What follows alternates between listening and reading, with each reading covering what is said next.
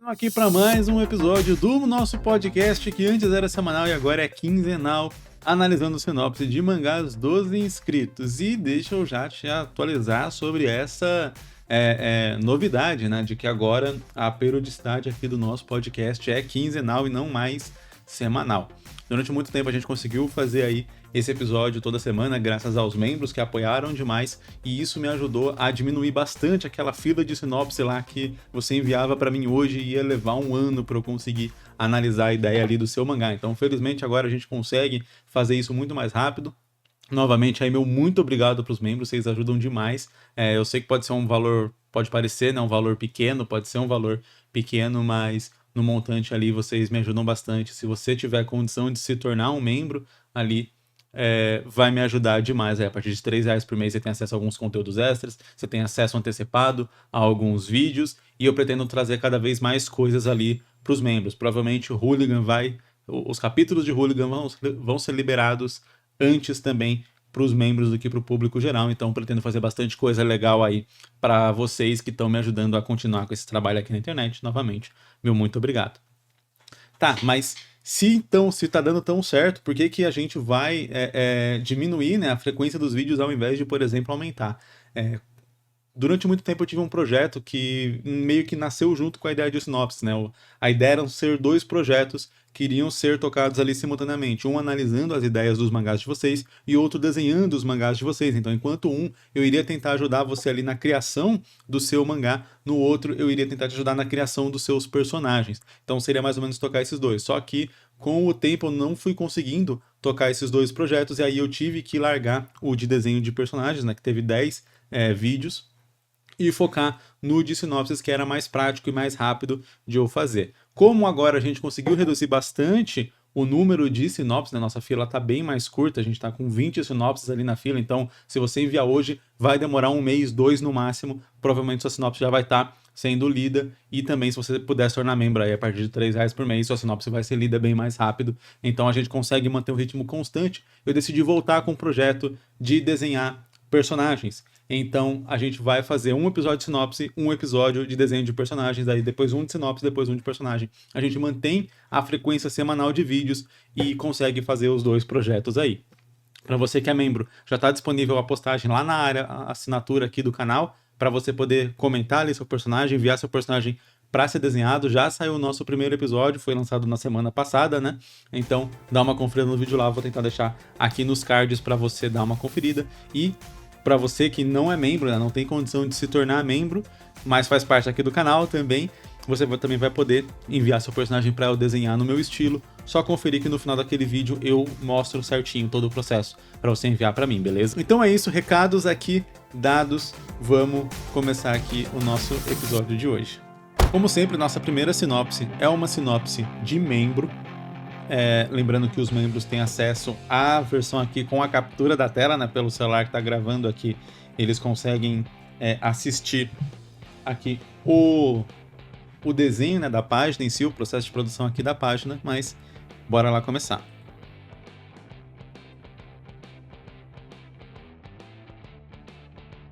Love and Duches, e Will Always Love You, no Matter the World. Sinopse. Em uma outra dimensão mágica existia um jovem policial chamado Arthur que era casado com sua parceira Selena, até que um dia ocorre... Eu não tanquei o começo.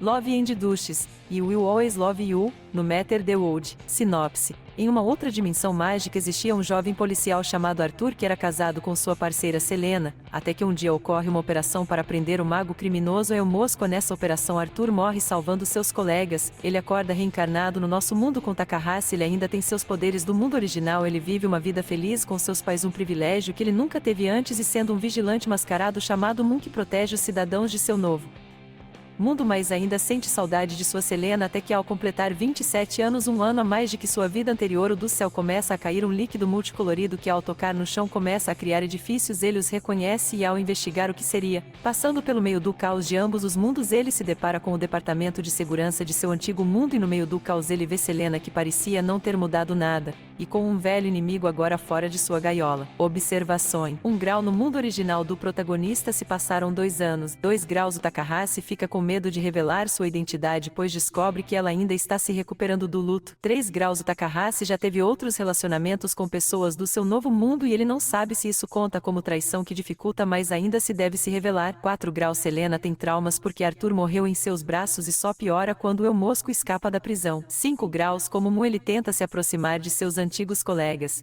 Então, basicamente, quando ele vai para esse outro mundo, pelo que eu entendi, ele meio que renasce, porque o autor fala aqui que ele tá completando, olha lá, ó, cadê? Completar 27 anos, um ano a mais do que sua vida anterior. Ou não entendi. Ele acorda reencarnado. É, reencarnado. Então ele meio que nasce. Cara, mas ele tem as memórias. Eu não sei, eu achei que ficou um tanto confuso algumas coisas aqui da história. Achei interessante esse lance de ele ir para outro mundo e algumas das discussões morais que são levantadas ali. É, só que realmente fiquei bem na dúvida sobre a questão da memória dele, de como ele recupera a memória, como essas coisas vão funcionando ali. Porque parece que ele tem memória, mas ela não sabe quem ele é, então ele meio que teria que ter tido um processo de recuperar as memórias. Sempre que eu vou analisar uma sinopse aqui, uma coisa que eu sempre tento ter em mente é qual que seria o modelo prático de contar essas histórias, né? Isso eu acho que é algo que eu aconselho aí para vocês que estão fazendo seus mangás e tal, que querem fazer os seus mangás. Quando a gente não tem a experiência de contar um mangá, e por isso eu sempre comento que é muito bom você fazer um one shot ou fazer uma história mais curta para você pegar essa experiência, porque quando você não tem essa experiência é muito comum que a gente vá criando coisas e ideias e vá jogando essas ideias, acreditando que essas ideias formam uma história em si. E é geralmente quando a gente tá com essas ideias, mas ainda não tem a experiência de como contar uma história com começo, meio e fim, que a gente acaba tendo aqueles velhos e bons bloqueios criativos, né? Que é quando você fala, pô, eu sei o que eu quero fazer, mas eu não sei como fazer. Eu tô travado aqui, eu não sei qual que é o próximo passo, eu não sei essas ideias. Porque você pensou em tantas coisas ali que permeiam aquele mundo, mas nenhuma delas está concreta em termos de eventos. Causa, consequência, o que vem antes, o que vem depois e como que isso contribui para a história que você está contando. Então isso é geralmente o que eu tento fazer aqui. Toda vez que eu vejo uma história, eu sempre penso, pera, mas qual é a história que a gente vai acompanhar de fato? O que a gente vai ver de fato ali no mangá? Qual que é a concretização, né?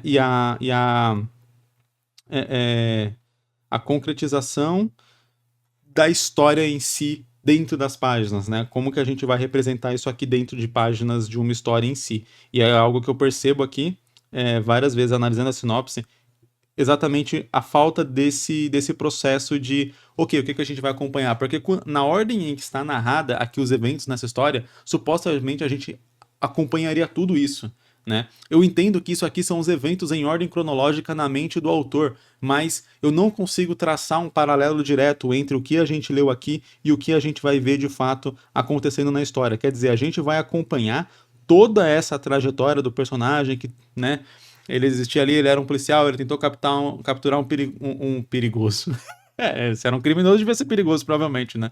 Ele tentou capturar ali esse mago criminoso e tal, e aí ele morre, reencarna, aí ele vai viver 27 anos, a gente provavelmente vai ter que ter um time skip nesse momento, mas daí ele vira um salvador, porque ele ainda tem os poderes dele, mas daí, se ele reencarnou, meio que ele tem que redescobrir esses poderes, entende que você tem vários elementos ali para serem colocados e trabalhados na história e você fala, tipo, tá, essa história tem quantos milhões de capítulos até chegar no momento ali onde iria começar a trama, que é ele encontrar com a Selena e encontrar com esse inimigo aí, que provavelmente é o mago criminoso que matou ele.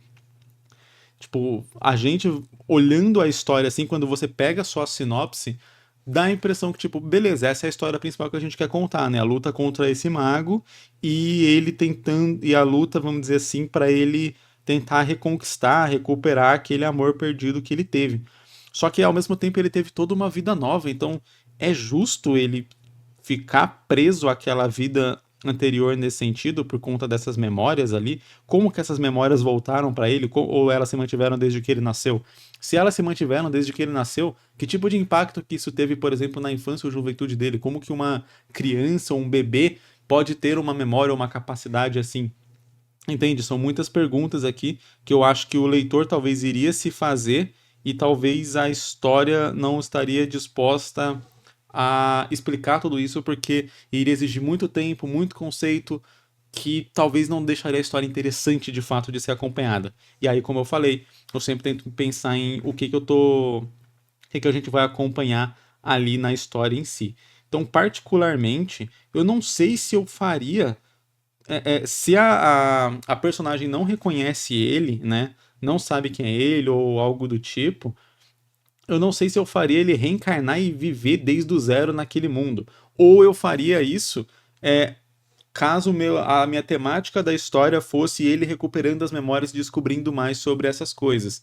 É, tem que ter um motivo também, né, para essa personagem estar naquele mundo e o outro vilão também está nesse mundo, que também a princípio me parece meio tipo, ok, eu entendo que é um mistério, não vai revelar o mistério ali na sinopse, mas entende? São muitos elementos. Eu acredito que a gente tem que dar uma organizada aqui. Então, ou eu faria é, talvez focado na história de reencarnação e aí o personagem ele tá descobrindo sobre esse passado dele através de um mistério e a gente colocaria aquilo como um elemento final da história, mas aí eu acho que eu tiraria algumas questões, tipo, ele ter se relacionado nesse mundo, então isso é traição ou não? Eu tiraria essa questão, porque a personagem, tanto a personagem lá, a Selena, quanto o vilão iriam aparecer tão no final dessa história, como realmente só um desafio final depois que ele já recuperou a memória e entendeu um pouco mais o seu papel.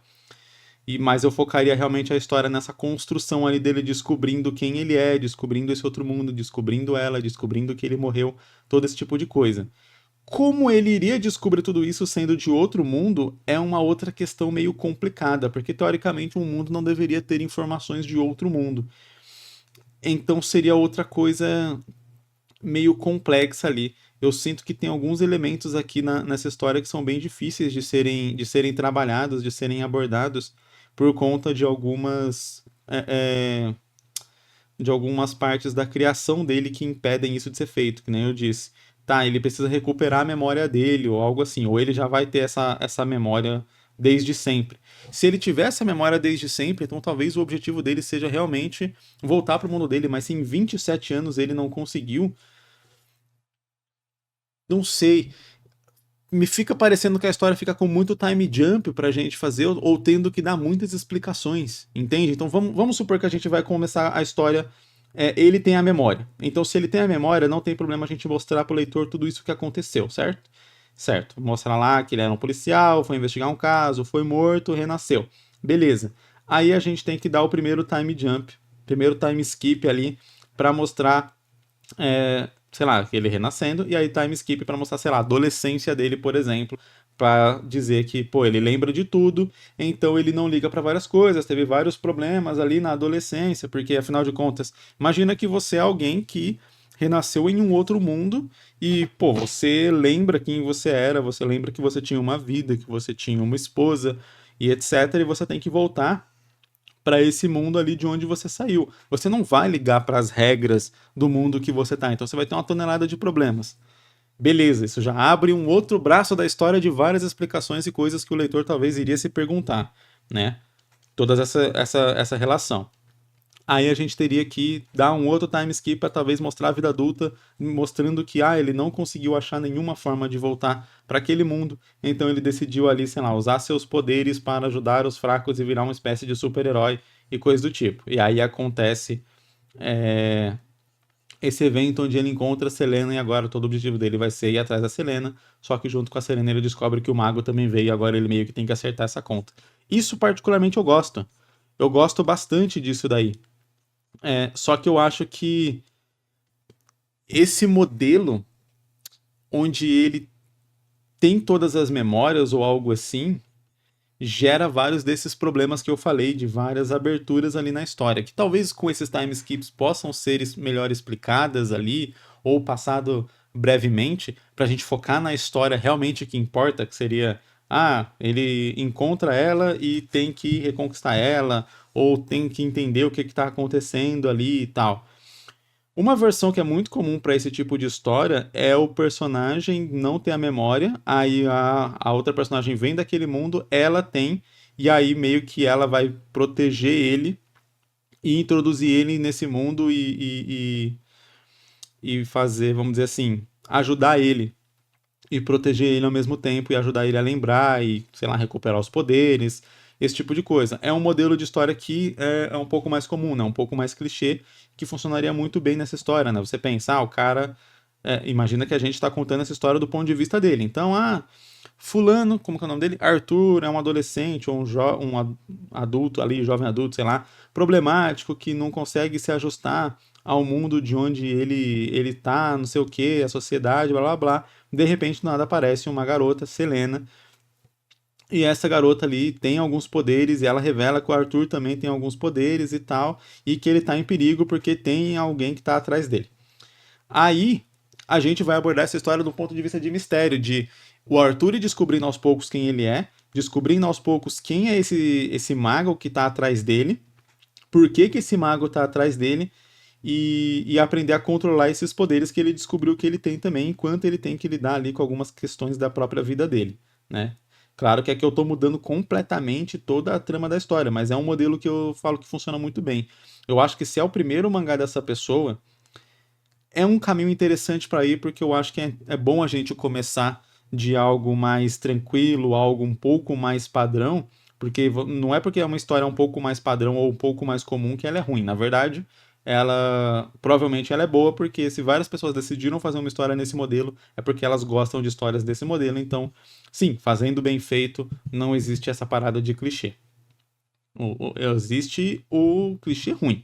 Se você faz uma história que é mais do mesmo e você não consegue abordar ela de um jeito bom, todo mundo vai chamar a sua história de mais do mesmo, todo mundo vai chamar a sua história de clichê, etc. Mas quando você faz um clichê que todo mundo gosta, a galera nem repara que aquilo é um clichê. Então, o lance é fazer histórias boas, o lance é focar em histórias boas. Aqui eu acho que tem mais desdobramentos e que torna a história mais complexa. Você precisa de mais explicações, você abre muitas, muitas brechas para furo de roteiro. Então, eu acho que se eu fosse fazer essa história aqui mesmo, eu primeiro tentaria pensar aqui, pegar isso tudo, né, que o autor pensou aqui, abordar primeiro todos os pontos possíveis que poderiam gerar dúvidas no leitor em termos de esse ele era um bebê ou um adolescente ou uma criança já com a memória ali de tudo que ele fez. O, como que ele iria lidar com isso? Como que os pais iriam lidar com isso? Como, sei lá, ele iria ser internado? Iriam acreditar que ele tem algum problema psicológico? Quais seriam todas as influências que isso teria na vida dele? O vai ver, ele já vem ele nasceu numa família disfuncional, então todas essas coisas já ficaram meio que retidas e ele mesmo não sabe se o que ele está vivendo é verdade ou não. Então ele é mega desajustado nesse sentido. A gente pode até nem começar mostrando tudo isso, ele pode ter essas memórias, ter essas visões, né? E meio que quando a Selena aparece é que ele recupera boa parte dessas memórias. Só que como ela não reconhece ele, aí eu me pergunto como queria fazer pra juntar esses dois personagens também, que é outra questão dessa história aqui, né? Ele reconhece ela, então obviamente ele vai querer se aproximar dela, mas ela não reconhece ele, então como queria ser essa relação desses dois personagens, sendo que ela não sabe quem ele é? Eu consigo, por conta de já ter visto várias histórias nesse sentido, traçar esse paralelo quando o outro viajante lembra quem é e o personagem que tá no nosso mundo não lembra, mas ele tá correndo perigo, então meio que eles se juntam porque, pô, se ele não se juntar, ele vai morrer. Então acaba sendo um pouco mais justificado, né? Você consegue entender ali por que que o personagem iria participar daquela situação. Agora, no caso dela, sei lá, talvez ele teria que ter alguma pista ou entender alguma coisa que poderia ajudar ela no objetivo dela para que a gente pudesse trabalhar esse mistério. E aí tem essa outra questão que também é interessante de ser comentado. Nessa versão mais comum que eu falei, onde ele não tem a memória, ela tem, então a gente, por estar acompanhando a história do ponto de vista dele, não sabe quem é ela, só sabe que ela vem de um outro mundo. Aos poucos ela vai revelando que ele também vem desse mundo, que ele também tem poderes, então a gente vai entendendo a história junto com ela. Quando revelar que, pô, ele era o marido dela e ele foi morto naquele mundo e veio pra cá, e agora o mago que matou ele é esse mago que tá é, é, perseguindo ele e querendo ele, sei lá, porque quando ele morreu, meio que, sei lá, ele levou alguma coisa com ele, talvez parte desse poder que ele tem agora nesse mundo é por conta do mago, então ele tem um poder maior do que ele tinha no mundo lá dele. Isso pode ser algo que às vezes nem ela sabe, mas ela descubra também e tal, e guarde segredo por um tempo, e aí gere um outro tipo de mistério. Então, o lance dela ser esposa dele, o lance dele ter morrido, seria um mistério que a história iria desenvolver e iria trabalhando, que eu acho que pode ser bem interessante aqui para essa história isso também. Então, de um modo geral, eu tentaria entender qual é a história que eu quero contar aqui, onde que eu quero focar os detalhes, para eu poder talvez deletar algumas coisas aqui que iriam levar a história muito para outro lado, que iriam levar a discussão muito para outro lado e queriam levar as questões do leitor, né, as perguntas que o leitor ia fazer sobre a história, muito para outro lado. Então eu tentaria ver, pô, o que que eu quero fazer aqui? Ah, o meu foco, cara, é mostrar esse personagem que tá tentando reconquistar a esposa dele, só que ao mesmo tempo ele não sabe, ele se sente culpado por ter tido relações nesse novo mundo e ter talvez traído ela. Se for esse o caso, né, 100%, talvez ao invés de fazer ela vir para esse mundo, fazer ele ir para o mundo lá, né, ele conseguir voltar para o mundo lá, só que ele viveu muitos anos fora desse mundo e para ela não passou tanto tempo. Então, igual o próprio roteiro fala aqui, né, a sinopse diz que ela ainda está de luto e tal. Se esse é o foco da história, então eu tiraria vários elementos ali que iriam levar a história muito para outro lado e focaria cada vez mais nisso. Então, ele conseguir voltar para o mundo lá, só que ao mesmo tempo ela não reconhece ele e ele tem dúvidas sobre como que ele vai se aproximar. Tipo, beleza, ele durante vários tempos ele conseguiu ali, ele tentou voltar para o mundo dele e em determinado momento ele conseguiu. Só que agora que ele conseguiu, ele tem esse grande problema. E aí 100% da história eu focaria nisso. E aí eu iria evitar distrações de, tem um inimigo do passado voltando, tem não sei o quê, tem o mundo para ele salvar, tem a família nova dele e tal. Eu tiraria tudo, enxugaria a história para deixar só os elementos mais importantes mesmo para essa história que eu quero contar. E aí eu acho que daria para fazer ela de um jeito onde a história não ficaria tão extensa e, como eu disse, não ficaria com tantas brechas para furos de roteiro e para o leitor se perder ou ficar se perguntando outras coisas que não são o foco da história. Eu deixaria ela um pouco menos abrangente. Indo então aqui para nossa segunda sinopse, que também é uma sinopse de membro. Bora lá. O despertar do Nexo. Durante a Segunda Grande Guerra Interplanetária da Aliança liderada por Quaternia contra os ditos de Netuno, os inimigos atacam e fazem um genocídio no Templo da Lua, matando não só os monges, mas também o Salvador da Profecia que estava em treinamento. Em meio ao luto do Salvador destinado, surge um guerreiro obscuro e misterioso conhecido como Quetzal, que possui poderes inimagináveis. Deixando um rastro de sangue por onde passa, ele dilacera e tortura todos os terroristas e líderes criminosos de lá das formas mais brutais possíveis com extrema facilidade, mas não faz nada contra outras pessoas. Seu objetivo é chegar a Netuno e se vingar de Mungon, líder supremo dos ditos de Netuno, e matar todos os criminosos que ver pelo caminho sem piedade. Mas essa atitude não é bem vista pelas ideologias do PRQ, um partido político, que tendo maioria no governo do planeta Quaternia. Mesmo estando em uma guerra ainda pior, ordenam um esquadrão de soldados de elite, os Gaviões, para encontrar e prender Quetzal. Entre os Gaviões, está Lius, um jovem esperançoso que ainda tem fé na humildade, além de ser o irmão do falecido Salvador da Profecia. Todos os nomes são provisórios. Como fazer personagem que é indestrutível no começo e vai ficando mais e mais fraco? 3. Como trabalhar com 3 núcleos de personagens diferentes numa única história? Eu realmente não quero separar em histórias diferentes. 4.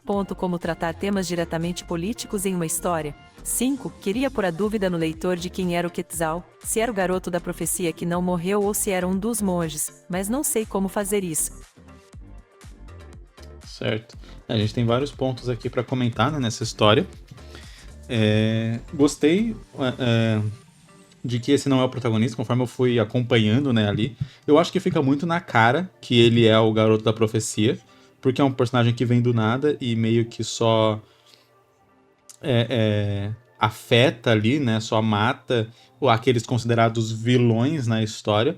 Eu vou chamar assim de vilões porque é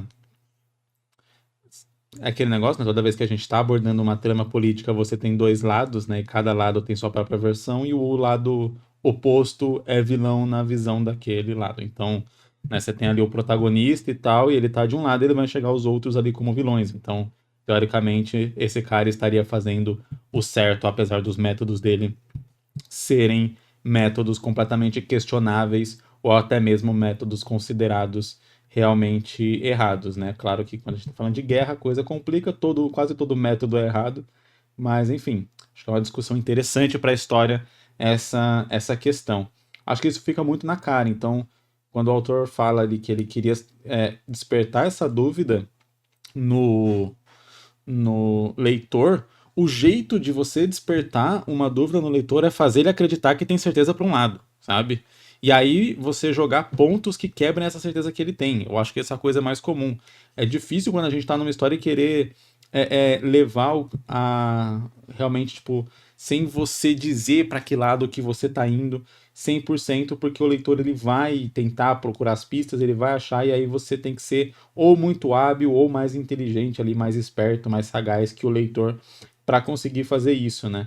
Então, eu acho que qualquer pessoa que visse essa história aqui, acompanhasse, né, pela história que foi mostrada, iria falar, pô, com certeza esse cara aqui é o inimigo ali. Minha gata tá querendo sair, eu vou ter que abrir a porta para ela. Só um minutinho.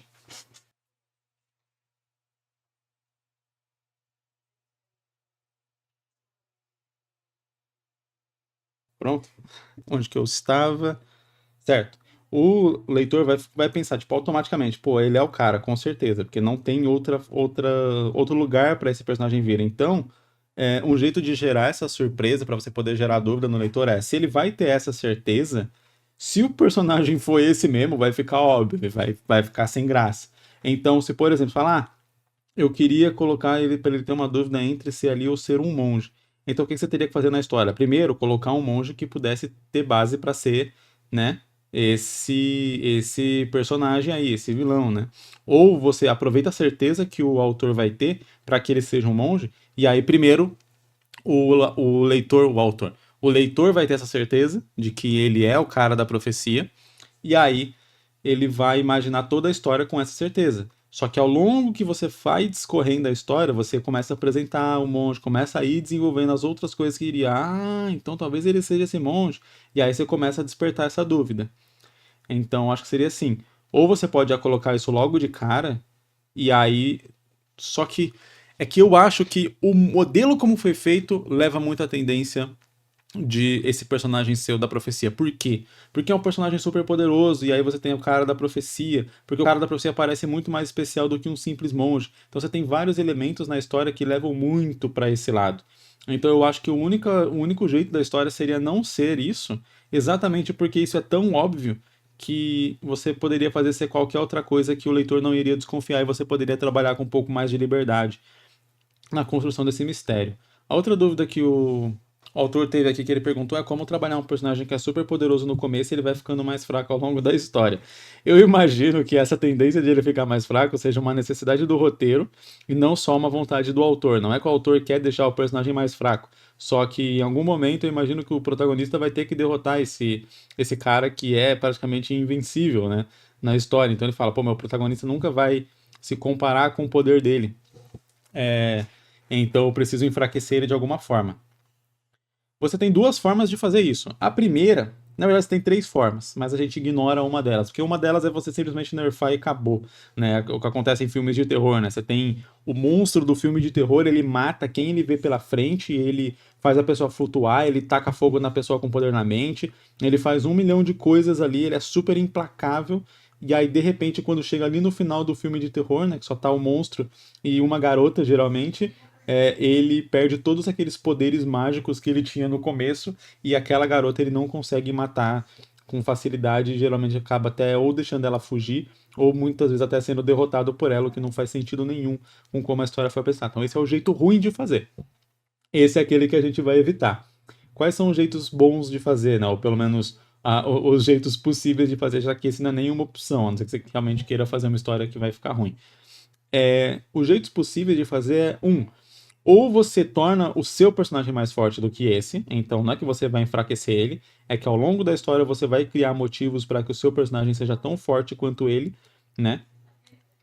Então você tem ali, por exemplo, né, nos mangás japoneses, anime japoneses, geralmente o que a gente vai fazer, né, o que a gente vê acontecer muito é o personagem ter algum poder secreto, alguma coisa assim, passar por um treinamento especial, né? Ter alguma justificativa ali que vai falar, ó, e com isso aqui ele conseguiu se comparar ao poder inigualável daquele cara. Geralmente a gente vai por esse caminho.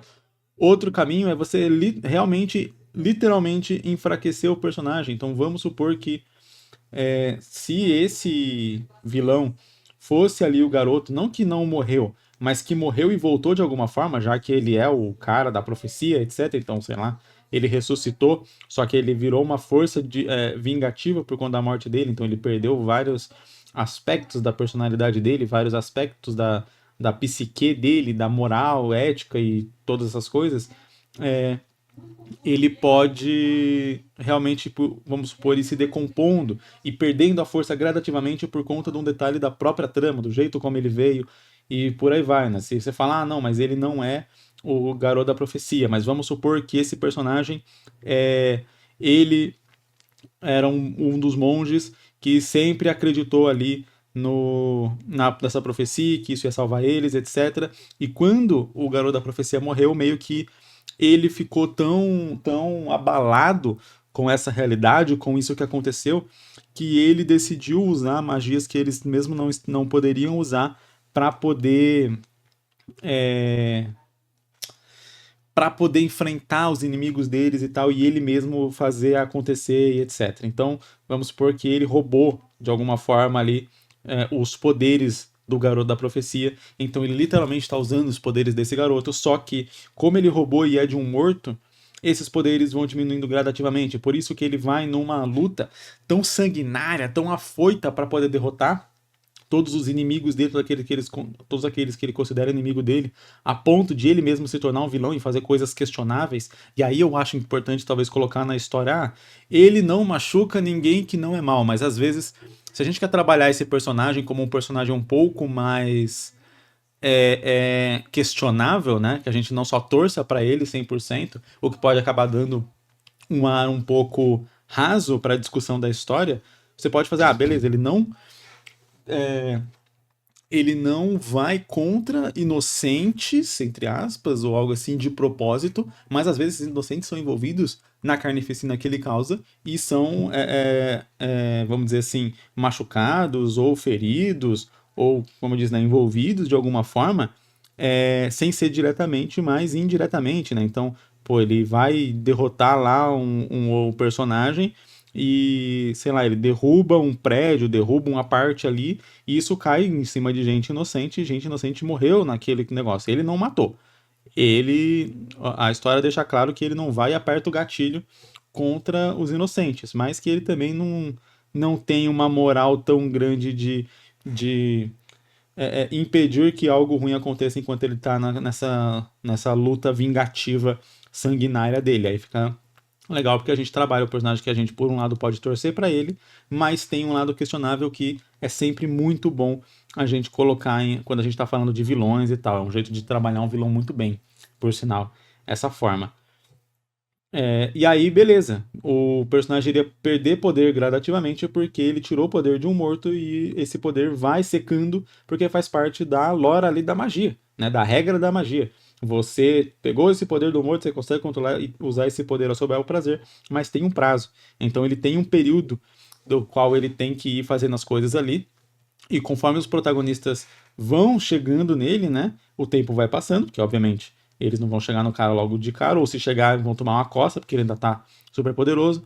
Mas depois, conforme eles vão investigando, vão descobrindo mais, vão chegando perto, quando chega no final da história, esse cara já pode não estar com seu pleno poder. E aí, por conta da regra da magia, e aí o protagonista vai ter mais condições de enfrentar e derrotar ele.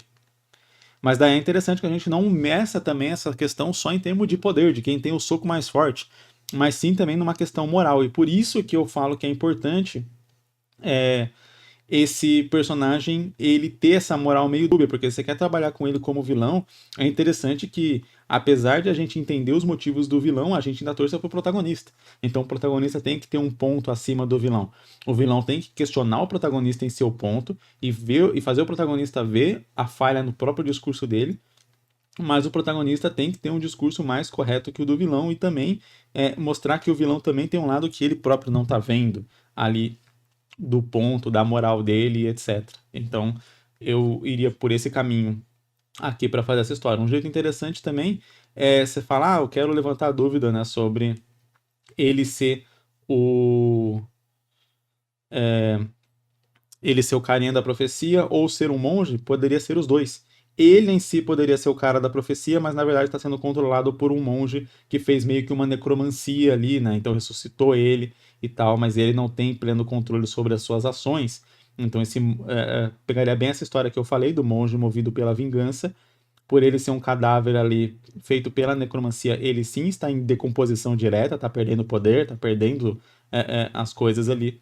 Só que ele ainda é muito, muito forte. E quem tá controlando ele é o monge, então meio que o leitor ficaria na dúvida, quem que é, não sei o quê, e aí no final seria os dois. Eu acho que seria uma surpresa interessante também que poderia funcionar aqui pra história. Deixa eu dar ver se eu respondi todas as dúvidas aqui do autor, nome provisório, como trabalhar 3 núcleos na história, né? E como tratar temas diretamente políticos em uma história. Cara, toda história é um pouco política porque tudo é um pouco política. Então você tem que, quando você vai abordar um tema político, o que você não pode ser preto no branco. Porque qualquer tema político ele é muito cercado de cinza, ele tem muito a ver com a visão daquelas pessoas. E por mais que tenham pessoas que estão diretamente mal intencionadas ali quando se envolvendo com isso, tem muitas que realmente acreditam ali, por mais boba, por mais besta ou por mais distorcida que seja aquela visão, acredita que aquilo está correto de alguma forma. Então você sempre tem que levar isso em consideração quando você vai fazer uma trama política. Né? Tramas políticas elas tendem a ser, e meio que tem quase uma necessidade de ser um pouco mais profunda. Então você tem que saber trabalhar bem esses tons de cinza. E sobre fazer a história dividida em vários núcleos, você vai parando, sei lá, você vai fazer uma série, porque geralmente um one shot é difícil você dividir em núcleos porque é uma história mais curta. Mas você vai fazer uma série, você pode fazer um capítulo acompanhando um personagem, depois um capítulo acompanhando o outro, depois o capítulo acompanhando o outro, depois o capítulo volta para um, e você vai brincando e variando assim. Seria o jeito que eu faria. Agora, particularmente, eu não vi essa história aqui uma necessidade de acompanhar vários núcleos. Muito pelo contrário, se você quer ter uma dúvida grande em relação a esse outro personagem, é interessante que ele não apareça como um núcleo a ser acompanhado, né? Mas apareça, tipo assim, beleza, ele é um personagem, de vez em quando eu vou cortar a cena para mostrar ele, mas do mesmo jeito que eu faria com qualquer outro coadjuvante, com qualquer outra coisa assim. Quando você fala, eu quero trabalhar três núcleos de personagem diferentes, eu não quero separar as histórias. Tudo bem, funciona. Várias histórias têm vários núcleos de personagem, mas tem que entender quem são os protagonistas da sua história, quem move a sua história e qual a trama central que está sendo contada. Esse é o foco. Você pode ter outros núcleos que estão vivendo ali sua própria vida, seguindo seus próprios objetivos, só que dentro de uma história, esses objetivos vão se relacionar com a história que eu estou contando de alguma forma, mesmo que eles não tenham nada a ver. Eu acho que teve algumas sinopses que eu analisei em alguns episódios anteriores, onde eu dou o exemplo de um núcleo de personagens que, por exemplo, sei lá, você tem ali a galera que está envolvida diretamente com um caso, uma coisa assim, né? Então, tá lidando ali diretamente com os problemas. Eu não lembro se era um caso policial, se era um caso de corrupção, o que era, de um assassinato, eu realmente não lembro. Mas eu lembro que eu falei sobre você ter um núcleo de personagens, sei lá, eram repórteres que estão descobrindo sobre isso. Então, acho que era um grupo de rebelde. Acho que era um grupo rebelde e era um governo corrupto, alguma parada assim. E aí eu comentei sobre isso. Tipo, você pode ter na figura dos protagonistas que a gente vai acompanhar de verdade na história, o protagonista e tal, o grupo rebelde, eles vão lidar com a parte física da parada, mas a gente pode ter um segundo núcleo que nem precisa se relacionar, se conhecer, ser interligado de, por exemplo, repórteres que vão descobrir mais sobre a teoria da conspiração que está envolvendo ali, sobre a corrupção, etc., que vão investigar essa parte, é um outro núcleo da história. Eles não são protagonistas, a história não vai focar em desenvolvimento grande de personagens para eles, nem nada do tipo. O foco deles ali é que eu preciso apresentar para o leitor e preciso dar alguma solução para esse problema que não seja só chegar na cara do ditador e dar um murro nele e todos os problemas da história estão resolvidos. Novamente, isso se relaciona até com o lance da trama política aqui que o autor perguntou. Você tem que fazer algo que seja um pouco mais ali consciente, um pouco mais efetivo. Geralmente você não vai derrubar um ditador só colocar outro no lugar e tá tudo certo. Você tem que ter alguma coisa de expor isso ao público para conscientizar a população, para a população querer derrubar aquilo, querer se libertar também e tal, porque não adianta nada você só tirar alguém do lugar e colocar outro, porque muitas pessoas vão achar só que não vão saber que aquele lá fez coisa errada e por aí vai. Então você teria um outro núcleo que iria corresponder a esse lado da história, seria um outro núcleo da história, né, no sentido de outros personagens que você vai acompanhar, mas eles têm que se relacionar com aquela história que está contando. No caso dessa que eu dei de exemplo, a história seria de derrubada de um governo corrupto e ditatorial, etc. Você precisa de pessoas que façam ali a parte física da parada, e que é mais interessante de acompanhar em termos de empolgação, né, às vezes. Mas você também precisa das pessoas que vão fazer a parte de expor isso para o público, de descobrir os segredos, esse tipo de coisa, que você pode colocar isso na figura de outro núcleo da história. Só que sempre lembrando, o seu protagonista é um, então esse protagonista vai ter ali desenvolvimento, vai ter aquele objetivo direto, vai ter todo aquele trabalho, enquanto os coadjuvantes não tanto. Vários núcleos podem ser de coadjuvantes, não é porque você dividiu a história em vários núcleos que todos esses núcleos precisam ter um protagonista ou precisam ser de protagonista. Ok, vamos aqui agora entrando na nossa lista padrão de sinopses, né, dos demais inscritos. Só para avisar vocês, né, essa sinopse aqui ela foi enviada em junho de 2024, desse ano. Vamos dar play. Omegata. Em meio a uma metrópole, Brian, um garoto bobo e sorridente, acaba descobrindo poderes vindos das estrelas após um evento traumático, e agora com esse poder nosso protagonista quer usá-los para manter a ordem e fazer o bem. Porém, não apenas Brian possui poderes e, como toda história de herói, muitas lutas, mistérios envolvendo a origem de seus poderes e propagação da paz estão por vir. Será que Brian realmente terá paz? Vou deixar algumas observações que talvez façam sentido de saber. Os poderes desse mundo são praticamente energia de cometas, Power Force, que atingiram a Terra ou outros seres que vieram à Terra. Há várias maneiras de ter contato com essa energia. Quando um ser humano ou animal entra em contato com a energia e ela adentra em seu corpo, ela consegue mudar genericamente o ser, e seus genes carregados com energia são passados de geração em geração, ou seja, além disso, cada cometa tem uma espécie de consciência que inflige suas vontades e ideias aos usuários. Mas isso depende do primeiro ser a começar a linhagem com seus genes com Power Force. Além disso, vale destacar que trajes especiais criados por seres antigos podem ser usados para potencializar o uso da energia, trajes que parecem os de um Power Rangers, e praticamente cada energia tem uma cor correspondente ao traje, e as variáveis espécies de Power Force dão variados tipos de poderes. Quem vem no caso do protagonista os poderes parecidos do Superman, só que em uma escala menor, mais para um Homelander, e manipulação de energia, tipo raios, laser, telecinese e muito mais.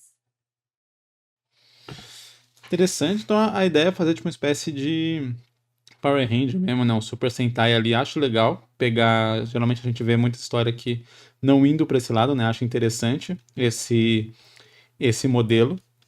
Acredito que o autor, nesse caso aqui, aí é sempre aquele aviso que eu preciso dar e tal, né, para contextualizar. Acredito que o autor pensou mais aqui no sistema de poderes e em outras questões estéticas da história, né, do que na trama em si que vai ser acompanhada, né? A trama ela parece algo muito simples ali, tipo, eu pensei em vários poderes, agora eu preciso fazer alguma coisa com esses poderes. Joga num carinha e ele vai lutar contra o crime, tipo, fácil. Então, eu não vou focar tanto aqui no lance dos poderes, porque isso parece estar bem pensado. Aliás, gostei do lance dos cometas terem uma espécie de consciência, então os poderes virem também às vezes com uma consciência. Tenho certa dúvida se eu gosto dessa ideia de que isso só vem no meio que no primogênito ali, só em quem foi o primeiro a ter o poder daquele negócio e não os descendentes dele, porque eu acho que tira um elemento que parece muito interessante para a história, essa questão da personalidade, de um conflito de personalidades e coisas assim, né? Eu acho que diminui esse ponto. Talvez o autor tenha alguma coisa com isso em mente, mas particularmente eu acho que seria um ponto interessante que eu gostaria de ver abordado na história, sem ser só com um personagem ou outro, mas realmente, além de lidar com o poder, como que cada um lida com essa questão da personalidade e das vontades do cometa ali, que vem, de onde vem o poder dele, né? Enfim, as outras coisas que eu iria aqui para essa história seria pensar um pouco no mundo, né? Como que essa questão dos poderes ali interferiu no mundo onde a história se passa. Quer dizer, você tem essas roupas antigas, aí você fala, pô, roupas antigas podem amplificar o poder. Eu entendi que o autor quis tentar dar alguma solução ali para ele poder ter essas vestimentas e tal, né, onde você tem ali as pessoas vestidas como um Power Ranger para poder tentar pegar essa pegada Super Sentai, essa pegada Kamen Rider, Ultraman, etc. Só que mostrando, tipo, como eles usam essas roupas elas dão mais força ou algo assim, então criar uma relação direta assim. Só que se uma sociedade antiga criou essa roupa, então é de imaginar que essa sociedade antiga já tinha algum nível de controle, ou de sabedoria, ou de conhecimento sobre essas forças e algo assim que eu fico me perguntando, tipo, isso foi perdido de alguma forma? Por que que a sociedade nova não tem acesso a essas roupas, mas são roupas de uma sociedade antiga ou algo assim? Não sei se isso está criado aqui na lore da história, o autor só não colocou, ou se realmente não está criado. Se não está criado, eu tentaria pensar nesse contexto do mundo, como que esses poderes afetaram o mundo. Caraca, pode estar batendo, só está ventando. Como que esses poderes estão afetando, né, o mundo, o universo onde essa história se passa, de modo, por exemplo, a essas roupas, ou algo assim, quantas pessoas têm poderes, isso é algo comum, isso é algo meio raro, se isso é algo comum, como que isso também está afetando a sociedade, sei lá, se tem policiais que são pessoas com esses poderes e aí usam uniformes que foram desenvolvidos, sabe? Todas essas coisas que você fica, tipo, tá, preciso entender como que isso vai se comportar dentro desse universo. Quando a gente cria um sistema de poder, esse sistema de poder, ele não serve só pra gente pensar ali num jogo de RPG, né? Ele também muda, ele interfere no mundo onde isso tá funcionando, principalmente dependendo do quão abrangente isso é, né? Quando você fala lá no X-Men que algumas pessoas nascem com gene mutante, toda a história ela vai se tratar sobre essa sociedade onde pessoas nascem com superpoderes. E quais são os impactos sociais que isso tem. Pessoas com medo, pessoas tendo que se esconder, os poderes que são as mutações que não trazem, né, uma aparência diferente versus aquela que mudam sua aparência que você não pode, portanto, se esconder, como que isso implica ali. Então, você tem várias dessas questões que são abordadas e é isso que faz X-Men ser interessante, né? Ele consegue não só criar, tipo, tem pessoas com os poderes, vamos combater o crime e ser feliz. Não, ele cria todo o aspecto social em volta ali e é por isso que a gente gosta bastante de X-Men. Então eu falaria aqui pro autor fazer a mesma coisa. E outra coisa é aquele velho bordão meu de sempre. Qual que é o objetivo do personagem? Por que que ele luta contra o crime? Por que que ele faz o que faz? Por que que ele decide usar os poderes dele dessa forma? Como que os poderes dele influenciam, né, nas coisas que ele quer fazer? Para que a gente entenda também qual é a história que vai ser contada aqui nesse mangá, né? O que que vai ser? Vai ser vários capítulos dele lutando contra um criminoso diferente? O que que impede essa história de ser? Meu personagem está andando na rua, ele vê um assalto, ele corre, dá um soco, o criminoso cai no chão, fim. Sabe? Aí você fala, não, porque eu quero que tenha poderes, tá? Meu personagem está na rua, ele vê um criminoso, ele taca fogo no criminoso, fim. Sabe? Uma história assim geralmente não é interessante, então por isso que eu sempre tento comentar sobre esses outros aspectos, que são aquilo que vai dar mais carga para a história. Quer dizer, o personagem está andando, pô, ele vê um crime acontecendo, ele fica na dúvida se ele vai reagir ou não. Por quê? Porque, sei lá, já teve uma vez que ele tentou reagir ou algum parente dele, um irmão dele, tentou reagir a um crime e foi assassinado. Então, por mais que ele tenha muito ódio disso, de toda a criminalidade que a cidade tem, mas ele sofreu uma perda muito direta, que é muito traumática para ele em relação a isso de reagir ao crime, mas daí, nesse momento, ele vê que a pessoa que está sendo alvo resolve reagir. E aí, com medo de que aconteça com aquela pessoa a mesma coisa que aconteceu com o irmão dele, ele resolve interferir e aí usar os seus poderes.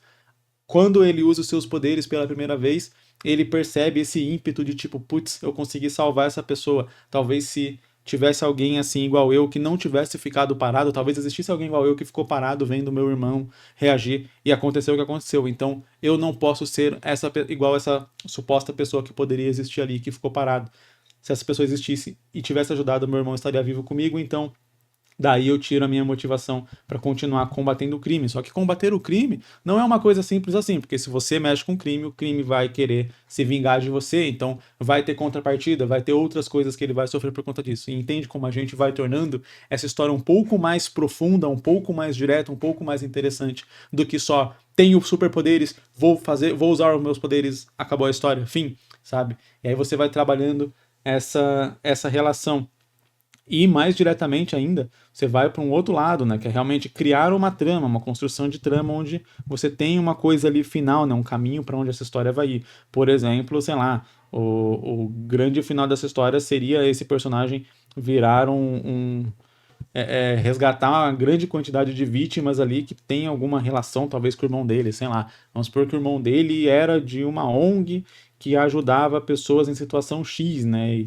Algo assim, estava investigando, inclusive, situações X. Então ele descobre que o irmão dele não foi só que reagiu, não foi só porque ele reagiu ou algo assim, mas que já estavam meio que já avisaram ele por conta disso.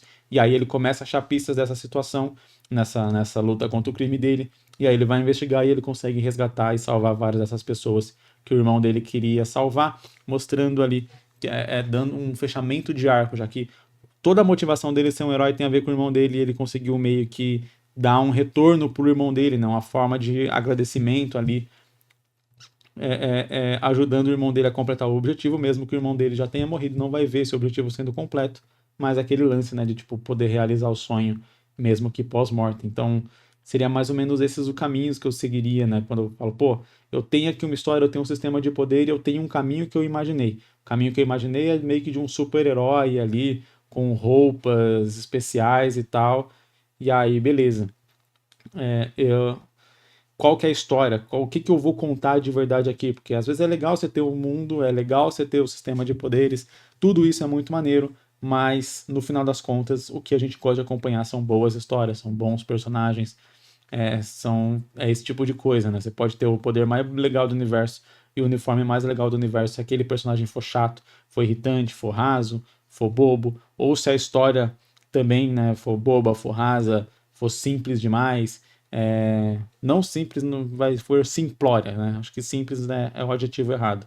Se a história for simplória demais, tudo aquilo ali meio que passa despercebido, toda aquela beleza dos poderes, todo esse sistema que foi criado com vários detalhes ali meio que passam despercebidos. Então, não é falando que você não é para você criar o sistema de poderes da sua história, não é para você pensar nele certinho, bonitinho, não é para você não criar o mundo da sua história. Muito pelo contrário, crie isso, estabeleça isso, mas daí pense, ok, agora que eu tenho isso, quais histórias que dá para eu contar nesse contexto? Qual história que eu quero contar? E beleza, vamos focar agora na história. O mesmo trabalho que você tem para você criar como os poderes se relacionam, de onde que eles vieram, o que que eles fazem, o que que eles deixam de fazer, etc. Você tem que fazer isso em dobro na hora de pensar ali no seu personagem e na sua história. E eu sinto que a maior parte dos iniciantes, eles não passam por esse processo. Eles veem ali, sei lá, algum mangá, um jogo, um anime que gostam e tal, eles veem aqueles poderes e começam a imaginar e vão construindo, e é muito legal fazer isso. Vão construindo um universo, vão construindo um sistema de poderes, algo assim, e muitas vezes eles falam, ok, então eu vou começar a fazer minha história. E aí, igual eu falei já no episódio de hoje, é assim que nasce o bloqueio criativo, porque você não aprendeu, você não tentou fazer uma história. Você fez ali um sistema, se você fosse fazer umas cartas explicando, né, um sisteminha de cards ali explicando o que cada poder faz, você consegue fazer isso de olho fechado. Mas você precisa também aprender e se concentrar e gastar um tempo, investir um tempo criando a história para que você diminua esses bloqueios criativos na hora de fazer de fato o seu mangá. Isso, inclusive, é algo que eu ensino lá no meu curso Jornada do Mangaka BR. Tem um link aqui na descrição, caso você tenha interesse em dar uma conferida no que você pode aprender lá. E com isso, vamos aqui nos encaminhando para a última sinopse do episódio de hoje. Sinopse. Em um mundo onde a competição e as expectativas podem esmagar sonhos, na vibrante cidade de Tóquio, onde os ritmos da vida urbana se misturam com melodias de sonhos não realizados, dois jovens músicos buscam seu lugar no mundo através do poder da música. Ana, uma violinista de 17 anos, e Ren, um pianista prodígio de 18 anos, vão numa competição em que eles se aproximam cada vez mais. Bem, a sinopse está bem curta, mas pelo que eu pude entender, seria uma história meio que de romance, onde você teria essa relação da música com o romance mesmo em si, né? Então eles se uniriam pela música e teria o romance. Para adicionar mais camadas nessa história, eu senti falta de coisas do drama da história, né? Porque o começo, como fala, expectativas podem esmagar sonhos e tal. Ritmo da vida urbana se mistura com melodias de sonhos não realizados. Então foca muito nesse lance dos sonhos não realizados, né? Só que quando fala ali, por exemplo, que o o pianista ele é um prodígio de 18 anos, você meio que quebra um pouco aquilo. Então eu acredito que a gente poderia jogar o drama na violinista, né, na Hana, e não no Ren. Eu acho que talvez seria um modelo interessante para essa história que eu consigo imaginar, seguindo essa base do que está escrito ali na sinopse, né? De você ter, por exemplo, né, o Ren, por ser um prodígio, etc., várias coisas assim, né, ele conseguir realizar as coisas enquanto a Hana não. Então, por mais que eles vão desenvolvendo esse romance, cria-se essa relação de que, pô, não é para todo mundo, nem todo mundo vai conseguir. E aí você pode começar a trabalhar sobre essa questão dos sonhos quebrados ali, principalmente na Hana, né? E aí, como a ideia parece ser desenvolver um romance entre os dois, eu acho que seria interessante essa carga de drama, né, dentro do romance. Então, tipo, eles primeiro são jovens, com grandes sonhos, uma vida pela frente, etc. E aí meio que isso une eles pelo amor pela música e tal, e fica bem com aquela cara da historinha padrão, né? Nossa, que historinha feliz. E aí é quando a gente começa a introduzir realmente a problemática de verdade da história, que seria, pô, eles vão tentando ali as coisas, o Uren vai conseguindo porque ele já é meio que um prodígio, aí você pode, para a história também não ficar tão rasa, não levar só pro lado de talento puro, porque a gente sabe que sucesso não tem nada a ver com talento, né? Tem a ver com várias outras coisas, oportunidade, com habilidade também social e não só habilidade musical pura e simples, né? Já tem vários artistas que fizeram experimentos de tipo, um cara é um artista extremamente conhecido, famoso, as pessoas pagam milhares de dólares para ir num show dele, num concerto dele, e aí esse cara vai tocar na rua ali e tipo, a galera não dá nada, ganha $2 no dia de gorjeta, etc, ninguém para pra ouvir, mas se soubessem quem ele é, iriam estar pagando milhares de dólares para ouvir ele. Então, tem vários casos de artistas que fazem isso, provando que esse talento musical, essa ideia de que, nossa, porque eu toco muito bem, porque eu canto muito bem, é o motivo pelo qual eu tenho sucesso, não tem a ver. Tem a ver com várias outras coisas. Até porque tem muita gente talentosa aí que não tem o reconhecimento devido. Então, acho que para a história não cair nesse discurso de tipo, só basta o talento, inclusive considerando que a Hana também é uma personagem principal, né? Ela pode ter talento também, mas ela pode ter essa outra dificuldade, pode ter outras dificuldades ali, e às vezes até azar. O sorte também está envolvida em sucesso, né? Você tem que ter o timing certo, às vezes conhecer as pessoas certas, ou ser descoberto pelas pessoas certas. Então tem várias questões que dá para ser abordar nessa história, dos motivos que justificam o sucesso, né? Que podem acontecer com o Uren e não com a Hana. Então, primeiramente, eles têm esses sonhos todos juntos e tal, então esse modelo bonitinho, perfeitinho, mas logo as coisas começam a dar errado para a Hana e dar certo para o Uren, e aí a Hana começa a perceber essa injustiça do mundo e a expectativa que ela criou naquilo, e vendo essas expectativas sendo cumpridas no Ren, mas não nela, e aí começar a duvidar, começar a confundir o sentimento meio que de inveja que ela tem com aquele amor que tinha também, sem saber exatamente o que está sentindo. E aí daria para envolver isso no romance, né? Não sei como que eu terminaria essa história particularmente, se seria, tipo, por exemplo, vamos supor que ela desista mesmo, ou ela só continue tocando meio que pelo amor, mas não mais pela, pela profissão, e deixa o Ren pela profissão porque deu certo para ele, ou algo desse tipo, né? Eu acho que poderia ser uma vertente de final que a gente poderia mostrar, né? Eu sempre pensando na mensagem que a gente iria passar para quem tá lendo essa história, né? Do tipo que às vezes nem todo esforço do mundo é suficiente, mas não é porque não deu certo do jeito que você imaginava que você precisa desistir e abandonar tudo também, né? É, eu acho que isso condiz bastante com a primeira frase aqui da história, né? Sobre o lance das expectativas destruírem sonhos. E realmente o que destrói sonho é mais a expectativa e não a própria realidade. Porque às vezes a realidade até te dá condições de viver mais ou menos o sonho ali. Só não talvez com base na expectativa que você tinha daquele sonho. A gente consegue traçar um paralelo diretamente aqui com a criação de mangá, por exemplo. Hoje você na sua casa pode fazer um mangá. Está na sua casa, você pode sentar e começar a fazer um mangá. Só que a gente tem a expectativa de querer ser um mangaka da Shonen Jump no Japão e às vezes não aproveita o fato de poder sentar ali e ser capaz de fazer um mangá. Pô, enquanto eu tô gravando esse vídeo, eu tô aqui desenhando uma página do meu mangá. Claro que a gente quer mais coisas, a gente tem ambição, a gente quer ir mais, a gente quer que isso aqui possa virar o nosso trabalho, nossa principal profissão, mas às vezes simplesmente não dá, às vezes simplesmente você não consegue. E aí é importante aceitar que, beleza, talvez eu vou ter que fazer outra coisa para pagar minhas contas, mas não é porque eu vou ter que fazer outra coisa para pagar minhas contas que eu preciso abandonar 100% o meu sonho, 100% a ideia de fazer o meu próprio mangá. Porque, novamente, é só sentar e fazer.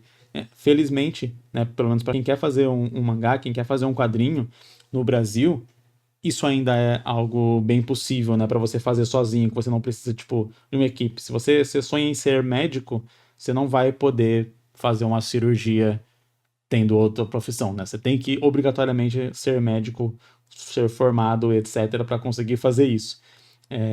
A gente que quer só às vezes contar uma história, quer fazer ali um mangá, quer fazer um quadrinho, quer escrever um livro, você tem total condição de fazer isso na posição onde você tá. Então eu acho que essa seria uma temática interessante para ser abordada nessa história aqui. Talvez um final um pouco amargo, algumas pessoas talvez fossem não gostar desse final por achar que a Hana desistiu do sonho dela, mas eu acho que bem trabalhado e bem explicado, talvez algumas pessoas iriam entender e talvez até iria ajudar algumas pessoas. É aquele lance que às vezes a gente acha que o nosso sonho, o nosso objetivo é uma coisa e na verdade ele é outra. Né? Você fala, às vezes eu acho que o meu sonho é ser um mangaka na Shonen Jump, quando na verdade o seu sonho é só poder fazer mangá ali e ser feliz, só contar histórias legais. Era isso que você sempre quis. Né? Eu acabei me identificando muito com isso, por isso que eu tô falando assim. Então eu sempre achei que, tipo, pô, mas tem que ser o quadrinista de não sei o quê, tem que ser o cara famoso que consegue lançar e vira um anime e tal. E beleza, cara, é ótimo isso, mas depois de um tempo eu fui perceber que, pô, eu gosto de poder contar as minhas histórias, eu gosto de poder colocar minhas ideias pra fora, montar histórias, e eu gosto que algumas pessoas leiam e essas pessoas que leiam gostem de verdade, sejam tocadas pelas histórias que eu tô contando. Isso que eu sempre quis. Aquilo ali era a visão global, geral, e a ilusão e expectativa que eu fui criando e construindo ao longo de muito tempo. Mas quando você percebe realmente o que está por trás daquele desejo seu, você, na verdade, não é como se você tivesse desistido do seu sonho, mas você se sente mais livre de perceber que você está realizando aquele sonho, o sonho em si, e não a ilusão. Galera, essas foram as sinopses de hoje. Muito obrigado para você que acompanhou mais esse episódio até aqui. Agradeço demais para quem acompanhou o episódio inteiro. Mostrando aqui, né, a página que eu fiz no episódio de hoje. Basicamente eu fiz só esse quadro aqui, né, cara? Ele é um quadro um pouco mais detalhado. Deixa eu tirar aqui o balão, ó. É um quadro um pouco mais detalhado, então acaba demorando um pouco mais de tempo aqui para fazer, e o balão ainda cobra alguns pedaços ali, mas faz parte. Lembrando que quem é membro conseguiu acompanhar a produção dessa página aqui em tempo real por essa câmera que tá aqui do lado. Deixa seu like para dar aquela força pro canal, pro YouTube recomendar esse episódio para mais pessoas. Se ouvir em outra plataforma de áudio, mesma coisa, só dá a sua avaliação ali 5 estrelas, que a plataforma vai recomendar também para mais ouvintes, pra gente chegar em mais pessoas e continuar com esse projeto aqui. Lembrando que tem o link aqui embaixo para caso você queira enviar a sua sinopse para ser analisada em um próximo episódio. E dessa vez não é semana que vem, mas te vejo na outra semana. Semana que vem tem vídeo desenhando mais personagens aí de vocês. Vou continuando com minha página aqui e vejo você em um próximo episódio. Falou e é nóis!